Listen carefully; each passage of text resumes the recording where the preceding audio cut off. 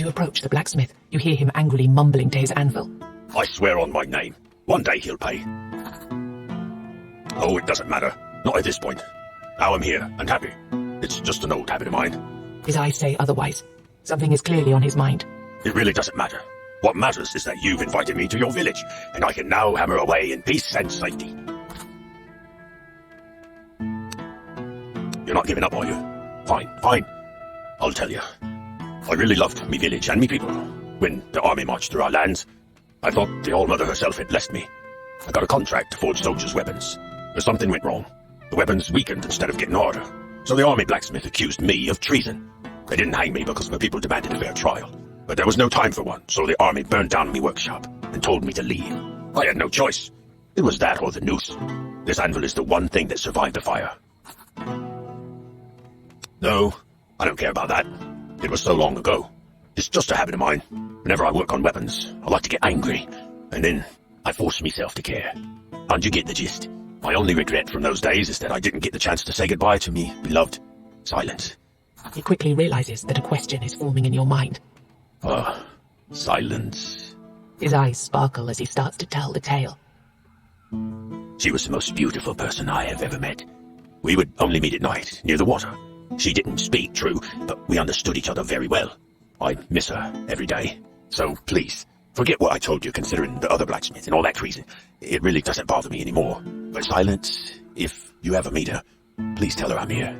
If she wants to join us, I promise I'll take care of her. I'd be glad to have someone to talk to besides me anvil.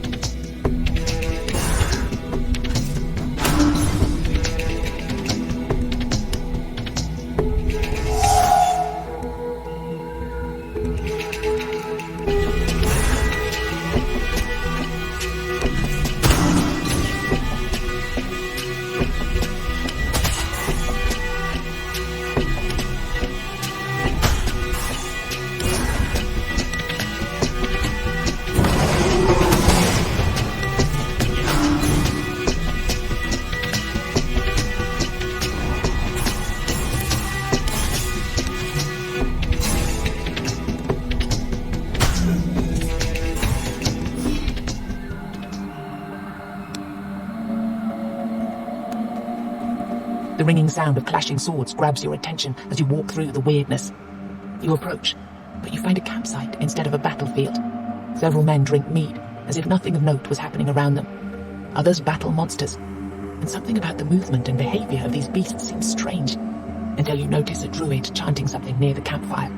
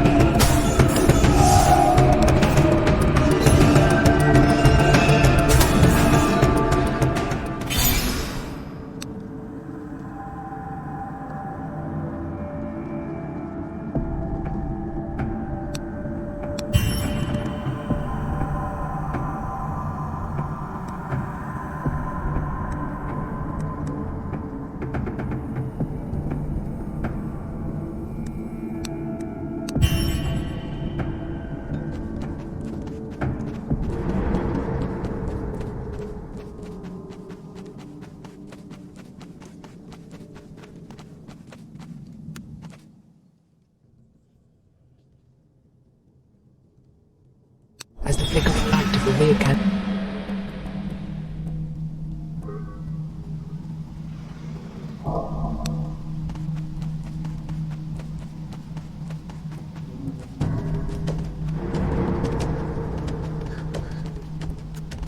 the local hunters call this ancient skull the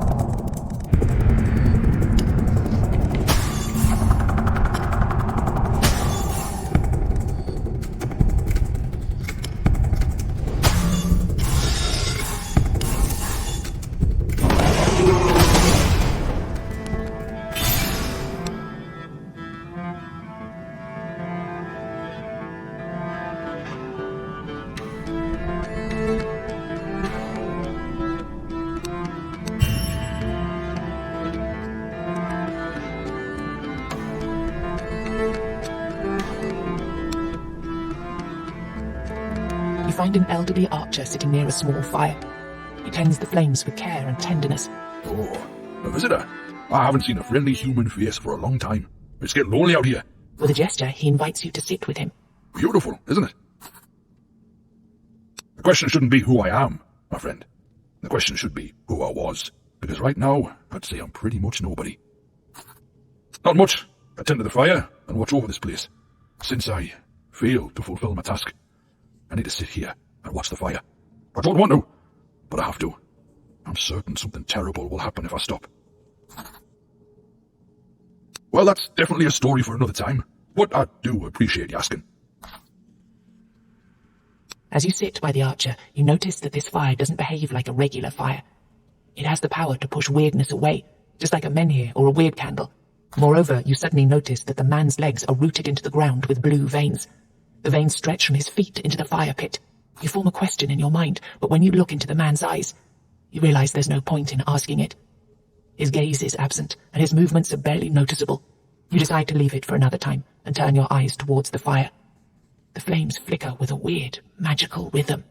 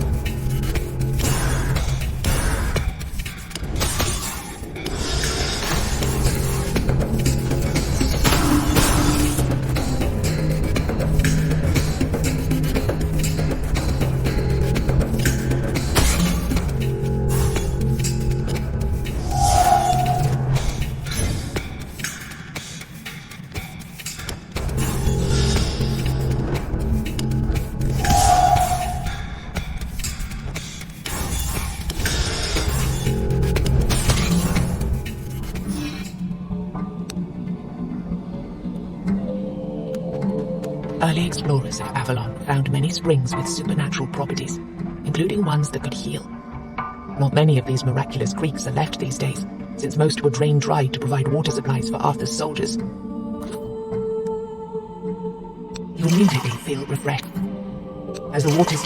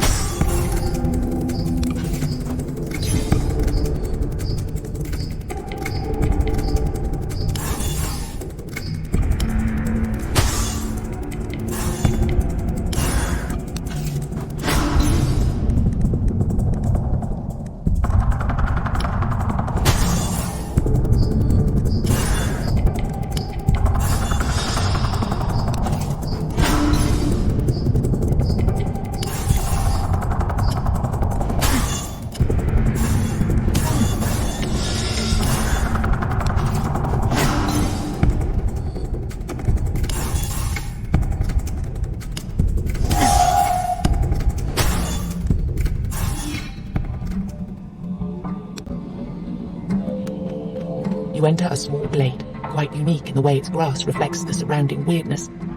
You see dozens of jars overflowing with a strange liquid. They're filled with a variety of different monstrous body parts. Then you notice a woman who is taking pieces out of some of the jars and placing them into others. You get really close before she raises her head. I'm terribly sorry, I didn't notice your approach. She points at her face. You realize that one of the young woman's eyes is made of glass. Glass. A rare material, especially in this world ravaged by war.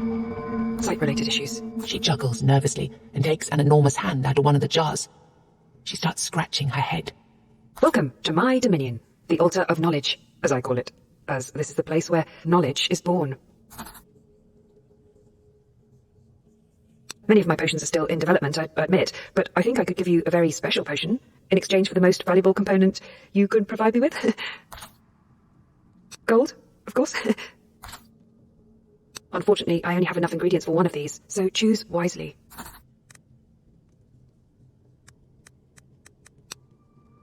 Well, I'm a scholar in training. I've devoted my life to two things: gathering knowledge and performing experiments. But when I think about it, it's one and the same thing. Experiments help in expanding my... I apologise. I tend to spiral within my thoughts when I'm hungry. I think I haven't eaten for a week now. She continues like that for a while before she catches your gaze. Master Iron always took care of such things. He remembered about food and other earthly things, but he disappeared. She considers your offer. But will I be able to continue my research? Back home, people weren't very keen about my approach to science. You nod, hoping that you won't regret this decision. Then show me the way.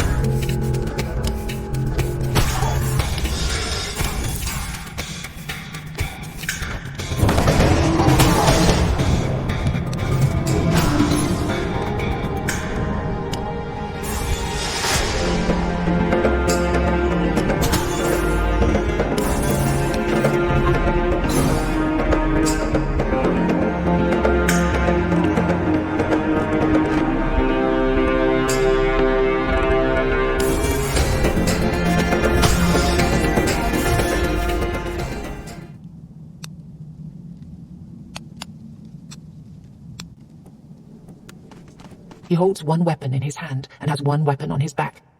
This strikes you as a bit excessive, unless he's a travelling weaponsmith. The blood covering his leather jerkin is not his own. It seems he can take care of himself.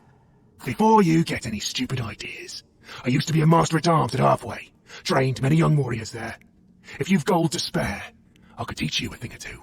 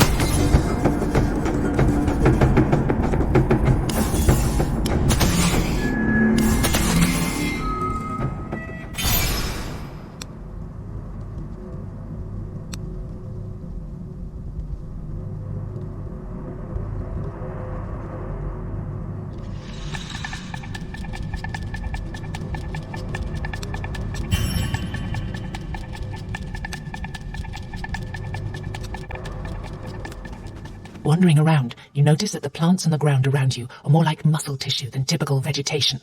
Then you notice an old man smiling at you in a disturbingly friendly manner. He's sitting near an enormous pool of blood and stacks of fancy bouquets made of body parts. Hands, hearts, testicles, arms, all held together by an unknown power, form the shape of a sunflower. Your horrified eyes pass over baubles made of kidneys and macabre flowers tied neatly with intestine ribbons. Come, don't be afraid. I suppose some might consider my shop rather extravagant, but trust me, you won't find anything quite like my bouquets in these woods. So, what do you have for me today? He notices a question forming on your lips. Oh, pity. I thought you came here with my delivery. Well, that's an inconvenience. Anyway, you can still take a look at my wares.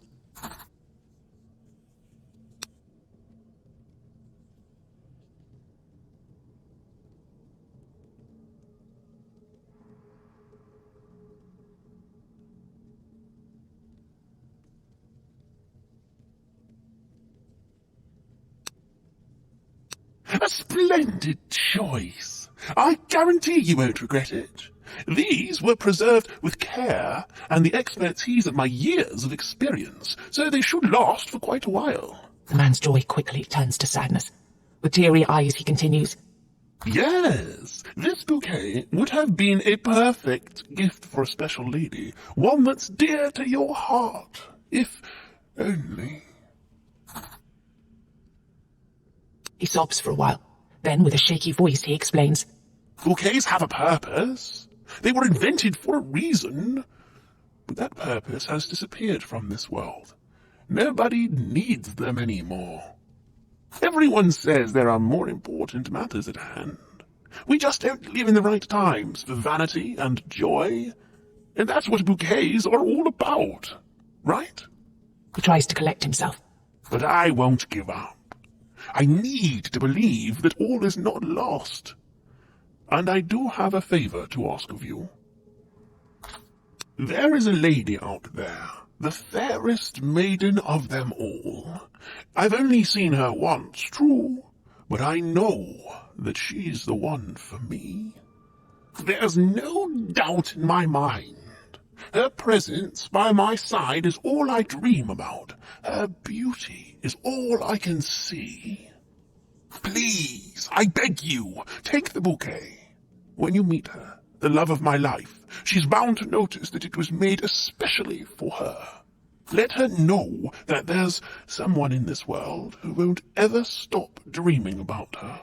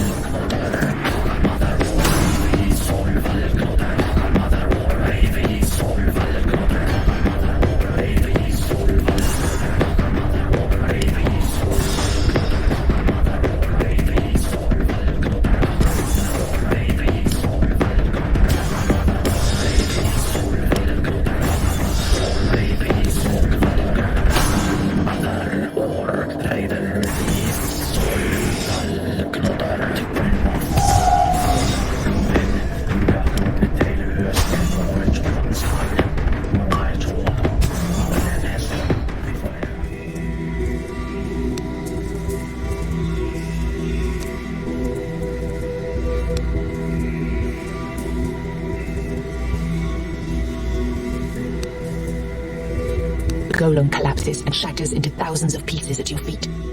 You feel a strange surge of power in the air. Suddenly, a familiar creature appears. Good. That was good. Congratulations. You instantly recognize this voice. It's the goat-legged creature you've met before. You see, the problem with weirdness is that it's an uncontrollable mess. It's something you want. Really, really want. Snap your fingers. There you go. There it is, right in front of you. He looks at you, clearly unimpressed by the fact that you even exist. If you're Avalonian, that is, you, people of the homelands, never found out how to control this power. And the problem is that you tried, because obviously if you did, you know which human emotion is the strongest.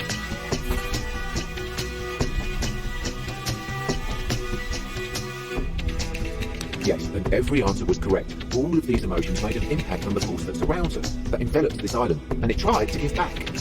You hate somebody? Wish them death? Snap of your fingers, and here you go. A clear personification of your feelings standing right in front of you. However, since you're not a four-armed Avalonian wizard, you can't control it, can you? He pauses, his expression one of hesitance.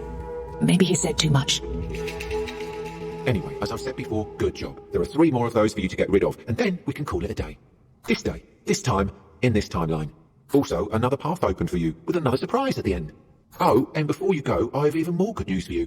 Yes, you guessed right, you deserve a reward.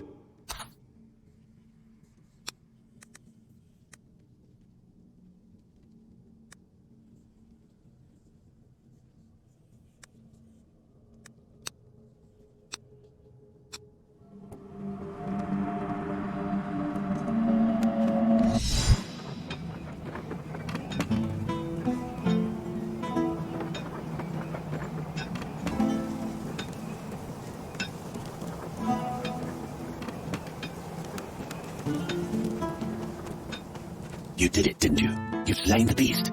I knew I felt something unusual, as if some tremendous power was suddenly released and hit this land like a wave. He nods in admiration. I have to be honest with you, though. I had to make sure you'd be able to survive here. I had to be sure that you're the one I've dreamt of, in the strangest of dreams. He looks through you with his blank stare, but you're sure you've noticed the briefest glimmer of hope in his eyes.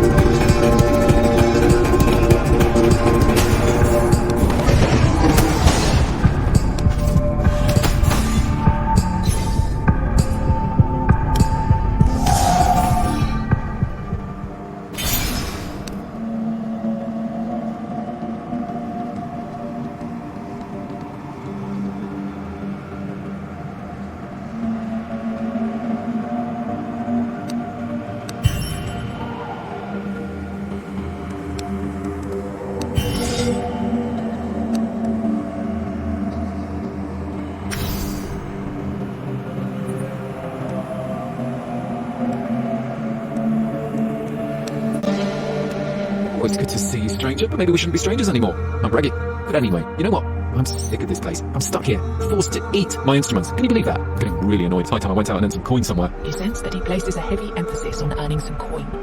Anyway, let's sing. What else can we do these days, stranger? Want me to teach you a song or two?